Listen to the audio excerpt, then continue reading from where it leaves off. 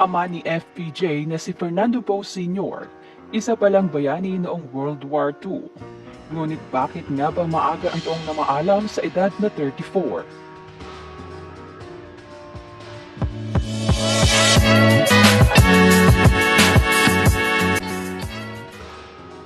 Si Alan Fernando Reyes Poe o mas kilala bilang Fernando Poe Sr. ay isinilang noong November 22, 1916. Isa siya sa naging haligi ng pelikulang Pilipino at isa rin sa mga tinitingala noong nagsisimula pa lamang ang bansa sa paggawa ng mga pelikula.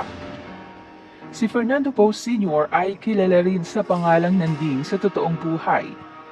Siya ay nakapagtapos with degree of Bachelor of Science in Chemistry sa University of the Philippines noong 1935 at degree of Doctor of Dental Medicine sa Philippine Dental College noong 1942. Bukod sa pagiging artista, si Poe Sr. ay isa ring direktor, producer at writer. Sa katunayan na siya ang nagdirect ng unang Darna film noong 1951 bago siya tuluyang mamaalam ng kaparehong taon. At dahil hindi naman maitatanggi ang gandang lalaki ni Poe Sr., madalas ay isa siyang leading man at palaging ipinapartner sa nagagandahang aktres noong panahon kagaya ni Mona Lisa o ni Gloria Lerma Yatco. Bagamat nakilala sa industriya ng showbiz si Fernando Poe Sr., ay marami ang hindi nakakaalam na isa palang bayani si Poe Sr. noong World War II.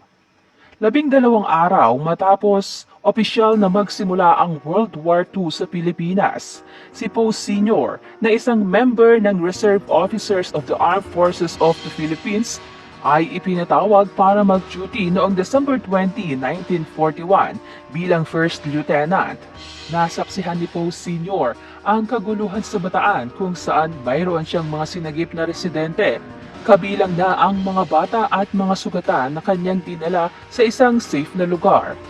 Naging undercover man din siya ng Llanes Intelligence and Information Corps, ngunit naisipan na niyang magretiro na lamang sa pagiging sundalo upang mamuhay ng tahimik kasama ang kanyang asawa at mga anak.